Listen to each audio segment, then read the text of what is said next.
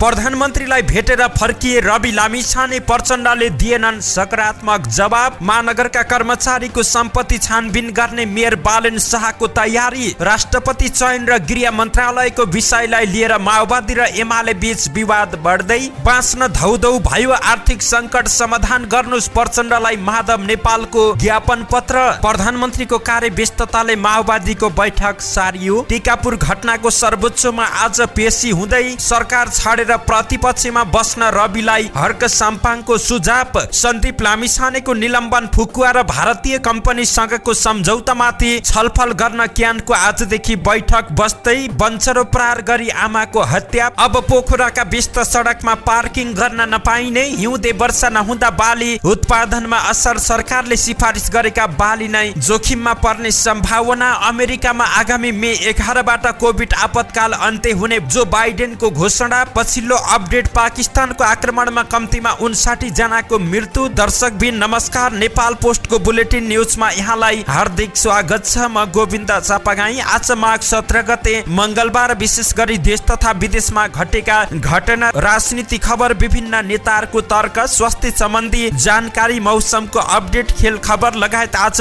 दिनभरि कहाँ के भयो, के हुँदैछ त सम्पूर्ण जानकारीहरू लिएर उपस्थित भएका छौं। दर्शकबिन सकेसम्म देशको पछिल्लो अवस्थालाई समेट्ने कोसिस गर्नेछौं। समाचार समय अवधिसम्म हामीसँगै रहनुहोला। आउनुहोस् समाचार सुरु गरौं। प्रधानमन्त्री प्रचण्डलाई भेट्न पुगेका रवि लामिछानेको प्रसङ्गबाट।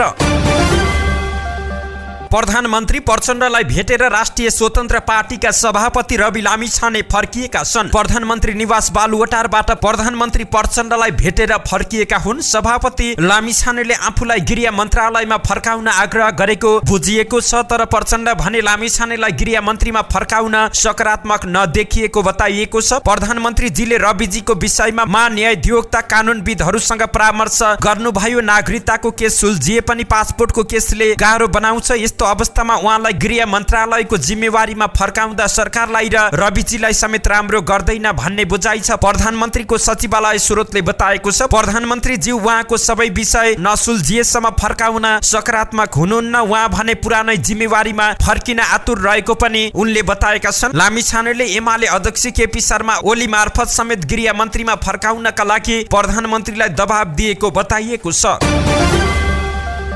काठमाडौँ महानगरपालिकाका मेयर बालेन्द्र शाहले केही कर्मचारीहरूको सम्पत्ति छानबिन गर्ने तयारी गरेका छन्। यसका लागि उनले अख्तियार अनुसन्धान दुरुपयोग आयोग, राष्ट्रिय सतर्कता केन्द्र र नेपाल प्रहरीसँग समन्वय गरिरहेका छन्। मेयर बालेन्द्रका सहयोगीहरूबाट प्राप्त जानकारी अनुसार 35 देखि 40 जना कर्मचारीहरूको सम्पत्ति छानबिन हुन लागेको छ। महानगरमा करिब 2100 जना कर्मचारी कार्यरत रहेका छन्। काठमाडौँ महानगरपालिकाको विभिन्न महाशाखा प्रमुख, विभागीय प्रमुख, शाखा प्रमुख, वडा सचिव, केही नगर प्रहरी लगायत विभिन्न शाखामा कार्यरत तल्लो तहदेखि माथिल्लो तहसम्मका कर्मचारी रहेका छन्। विभिन्न बहानाबाजी बनाउँदै सेवाग्राहीलाई झुलाउने, दुःख दिने जस्ता गुनासाहरू महानगरमा आइरहेका छन्। जनतासँग प्रत्यक्ष रूपमा जोडिएका कामहरू चाँडो गर्न र कुनै पनि बहानामा जनताले दुःख नपाउने गरी सम्पन्न गर्न मेयर शाहले निर्देशन दिए पनि सेवाग्राहीबाट निरन्तर रूपमा गुनासो र भ्रष्टाचारको गुनासो आउन थालेपछि बालेन्द्रले उक्त निर्णय लिएको एक सहयोगीले जानकारी दिएका छन्।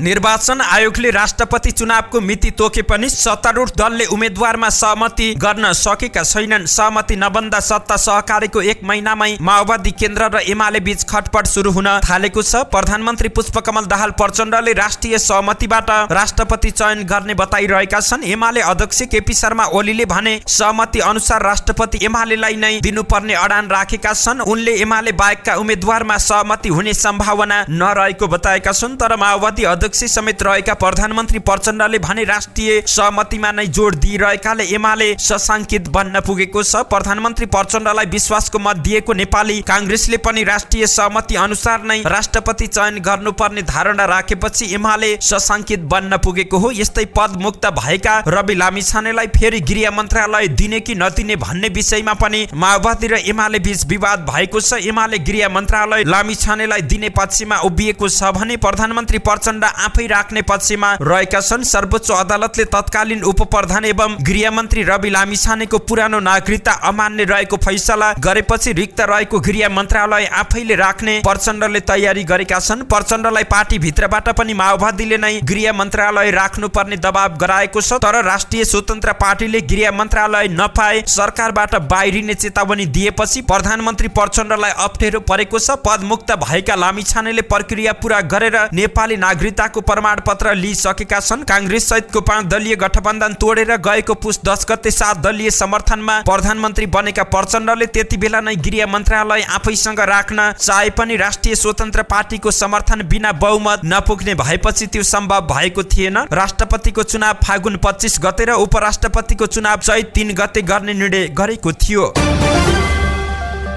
नेकपा एकीकृत समाजवादीले प्रधानमन्त्री पुष्पकमल दाहाल प्रचण्डलाई ज्ञापन पत्र बुझाउँदै देशको आर्थिक सङ्कट समाधानका लागि तत्काल कदम चाल्न आग्रह गरेको छ। आज बिहान प्रधानमन्त्री प्रचण्डलाई ज्ञापन पत्र बुझाउँदै समाजवादीले आर्थिक सङ्कटका कारण मजदुर, किसान, साना तथा मध्यम व्यवसायी लगायत आम सर्वसाधारण मानिसलाई बाँच्न पनि धौधौ भएको भन्दै ध्यान आकर्षण गराएको छ। दैनिक जसो आत्महत्याको घटना हुनु पनि त्यसैको कारण भएको एकीकृत समाजवादीको ठहर रहेको छ। अध्यक्ष माधव कुमार नेपालले हस्ताक्षर गरेको ज्ञापन पत्रमा लेखिएको छ, देशको आर्थिक सङ्कट समाधानका लागि आवश्यक व्यवस्था गरियोस्। त्यसैले देशको अर्थतन्त्रमा सुधार ल्याउनका लागि तत्काल अल्पकालीन र दीर्घकालीन उपाय अपनाउन एकीकृत समाजवादीले आग्रह गरेको छ। एकीकृत समाजवादीले संविधानमा उल्लेखित आर्थिक नीति कडाइका साथ लागू गर्न, महँगी नियन्त्रण गर्न, समस्याग्रस्त उद्योग तथा व्यवसायले जरिमाना र कर तिर्ने सुविधा तथा भाका नागेका ऋणको किस्ता र ब्याज तिर्ने अवधि 2080 असार मसान्तसम्मलाई बढाउन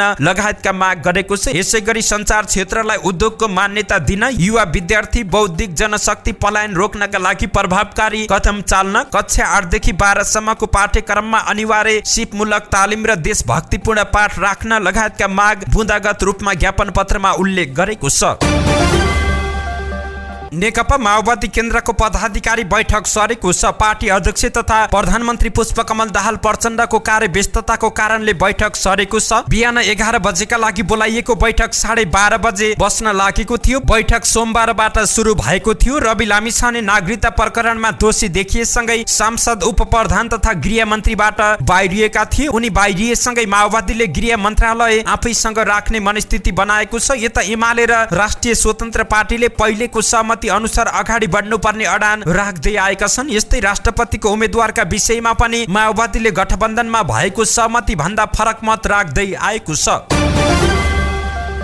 समाचार संकलन गर्दै गर्दाको समय अवधिसम्म कैलालीको टिकापुरमा 2072 साल भदौ 7 गते भएको घटना सम्बन्धी मुद्दाको पेशी आजका लागि तोकिएको छ। सर्वोच्च अदालतमा पटक पटक तोकिएको यसअघिका पेशी पनि सारिएको थियो। सो मुद्दामा कैलाली जिल्ला अदालतले 11 र उच्च अदालतले 8 जनालाई जन्म कैदको फैसला सुनाएको थियो। त्यसपछि रेशम चौधरी पक्षका कानुन व्यवसायीले सर्वोच्चमा पुनरावेदन निवेदन दिएका थिए। 2075 फागुन 12 गते कैलाली जिल्ला अदालतले उक्त घटनामा रेशम चौधरी सहित 11 जनालाई दोषी ठहर गर्दै जन्मकैदको फैसला सुनाएको थियो। 2077 साल पुस 3 गते उच्च अदालत दिपायलले चौधरी सहित 8 जनालाई जन्मकैदको फैसला सुनाएको थियो। थरवटको आन्दोलनका क्रममा 2072 भदौ 7 गते भएको टिकापुर घटनामा नेपाल प्रहरीका वरिष्ठ प्रहरी उपरीक्षक लक्ष्मण नेउपाने सहित 8 जनाको हत्या भएको थियो। धरान उपमहानगरपालिकाका मेयर हर्क साम्पाङले राष्ट्रिय स्वतन्त्र पार्टीका सभापति रवि लामिछानेलाई सरकार छाडेर प्रतिपक्षमा बस्न सुझाव दिएका छन्। यसरी अपमानित भएर सरकारमा बसे अर्को चुनावमा 1 सिट मात्र आउन सक्ने मेयर साम्पाङले चेतावनी समेत दिएका छन्। सामाजिक सञ्जालमा साम्पाङले लेखेका छन्, यति धेरै अपमानित भई सरकारमा बस्नु हुँदैन। रविजी र उहाँको पार्टीले सरकार छोडेर प्रतिपक्षमा जनताको आवाज घन्काउनु पर्छ, नत्र अर्को चुनावमा 1 सिट मात्रै आउनेछ। हालै मात्र अदालतले लामिछानेको नागरिकता अवैध ठहर गरेपछि लामिछानेले सांसद र मन्त्री पददेखि पार्टीको सभापति पद समेत गुमाउनु परेको थियो। नागरिकता पुनः प्राप्ति गरेपछि लामिछाने पुनः पार्टी सभापति बनेका छन् भने गृहमन्त्री पदमा फर्कनका लागि मरिहत्ते गरिरहेका छन्। सुशासनको चर्को नारा लगाउने लामिछानेले आफ्नो राहदानी सम्बन्धी मुद्दामा अनुसन्धान जारी रहेका बेला फेरि मन्त्रालयमा फर्कन लागेको भन्दै आलोचना भइरहेको छ।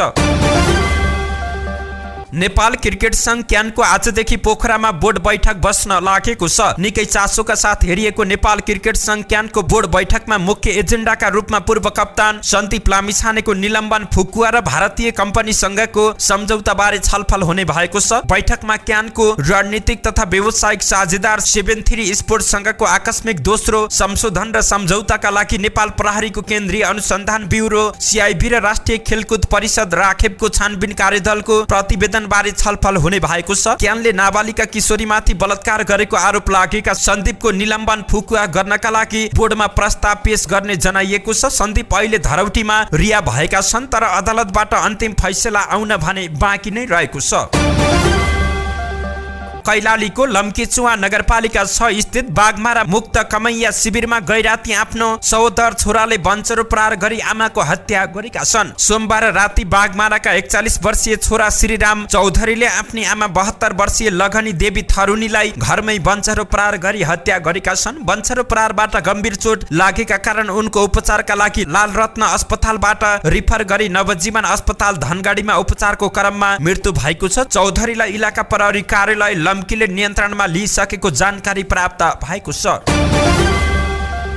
पोखराका मुख्य बजारका सडक छेउमा गाडी पार्किङ गर्न निषेध गरिने भएको छ। पोखरा महानगरपालिकाले सोमबार हिजो एक सूचना जारी गर्दै बजारका मुख्य ठाउँमा पार्किङ निषेध गर्ने निर्णय गरेको छ। महानगरपालिकाले मुख्य शहरी क्षेत्रको पृथ्वी चोक, सभागृह चोक, न्यू रोड, बीपी चोक, चिप्ले ढुङ्गा, महेन्द्र पुल, नयाँ बजार, पृथ्वी चोक सडक खण्डमा यही माघ 23 गते सोमबारदेखि पूर्ण रूपमा पार्किङ निषेध गर्ने निर्णय गरेको छ। मुख्य शहरी क्षेत्रको सडकमा गाडीको चाप वृद्धि भई आवागमनमा समेत प्रत्यक्ष असर हुनु का साथै शहरी सौन्दर्यीकरणमा पनि असर पर्न गएको हुँदा उल्लेखित ठाउँको सडक क्षेत्रमा पूर्ण रूपमा पार्किङ निषेध गरिएको छ। पोखरा महानगरपालिकाका मेयर धनराज आचार्यका अनुसार महानगरले अन्डरग्राउन्ड पार्किङ तथा मुख्य सडकका आसपासमा पार्किङ प्रयोजनका लागि सम्माइएका खाली जग्गामा पार्किङ गर्न सकिने र ती ठाउँमा पार्किङ गरे बापत महानगरले तोकेको शुल्क भन्दा बढी लिन नपाइने पनि सूचनामा उल्लेख रहेको छ। सूचनामा तोकिएको क्षेत्रहरूमा मात्र पार्किङ व्यवस्थापन गर्न सम्पूर्ण सरकारवालाहरूमा गरेको छ। यस वर्षको हिउँदमा अहिलेसम्म पनि पानी नपरेका कारण हिउँदे बालीको उत्पादनमा असर पर्ने भएको छ। गएको वर्ष मक्सिर, पुस र माघमा आवश्यक वर्षा भएकाले उत्पादनमा खासै समस्या भएको थिएन, तर यस वर्ष केही ठाउँमा छिटपुट वर्षा र उच्च पहाडी तथा हिमाली क्षेत्रमा हिमपात बाहेक जमिन भिज्ने गरी पानी पर्न सकेको छैन। मध्य माघ सकिँदा पनि पानी नपरेपछि गहुँ, तोरी, हिउँदे, मकै तथा फलफुलको उत्पादनमा असर पर्ने देखिएको छ। कृषि उत्पादनमा दीर्घकालीन असर देखिनेछ। यो बेला सिंचाइ नभए क्षेत्रमा गहुँ तथा तोरी र तरकारी फलफुल राम्रो उत्पादन नहुने हुँदा यसले समग्र किसानको आय आर्जन नै घट्ने देखिएको छ। कोरोना भाइरसको संक्रमण रोकथामका लागि अमेरिकाले ल्याएको राष्ट्रिय आपतकाल आगामी मे 11 बाट अन्त्य गर्ने भएको छ। अमेरिकी राष्ट्रपति जो बाइडेनले सोमबार कांग्रेसलाई दिएको जानकारी अनुसार आगामी मे 11 बाट 3 वर्षदेखि देशमा जारी कोभिड-19 रोकथामका लागि लगाइएका 2वटा आपतकाल अन्त्य गर्न लागेका छन्। पछिल्लो समय विश्वका अधिकांश मानिसहरू सामान्य अवस्थामा फर्किँदै गएको भन्दै राष्ट्रिय आपतकाल र सार्वजनिक स्वास्थ्य आपतकाल घोषणा अन्त्य गर्न लागि छ। तत्कालीन राष्ट्रपति डोनाल्ड ट्रम्प सरकारले जनवरी 31, 2020 मा पहिलो पटक सार्वजनिक स्वास्थ्य आपतकाल घोषणा गरेको थियो। त्यसपछि मार्चमा ट्रम्पले कोभिड-19 महामारीलाई राष्ट्रिय आपतकाल घोषणा गरेका थिए। सन् 2021 को जनवरीबाट पदभार ग्रहण गरेका बाइडेनले आपतकालीन अवस्थाहरू बारम्बार विस्तार गर्दै गएका थिए। समाचार संकलन गर्दै गर्दा पछिल्लो जानकारी अनुसार पाकिस्तानको पेशावर स्थित एक मस्जिदमा प्रार्थना गरिरहेका गार्डलाई लक्षित गरी आत्मघाती आक्रमण हुँदा कम्तीमा 59 जनाको ज्यान गएको छ। यो मस्जिद शहरको सबैभन्दा कडा सुरक्षा व्यवस्था रहेको प्रहरी मुख्यालय क्षेत्रमा रहेको थियो। घटनापछि पाकिस्तानका प्रधानमन्त्री शहबाज शरीफले भने आतंकवादीहरू पाकिस्तानका संरक्षकहरूलाई निशाना बनाएर डर पैदा गर्न चाहन्छन्। पाकिस्तानी तालिबान कमान्डर सुरुमाले घटनाको जिम्मेवारी लिएका थिए, तर केही समयपछि संगठनले आक्रमणमा आफ्नो संलग्नता अस्वीकार गरेको थियो। चरमपन्थी समूहले नोभेम्बरमा पाकिस्तानसँगको युद्ध विराम तोडेपछि हिंसा बढेको छ। डिसेम्बरमा पेशावरमा प्रहरी चौकीमा आक्रमण भएको थियो। अस्पतालका प्रवक्ताका अनुसार बीबीसीका अनुसार 59 जनाको मृत्यु भएको पुष्टि भएको छ भने 160 भन्दा बढी घाइते भएका छन्।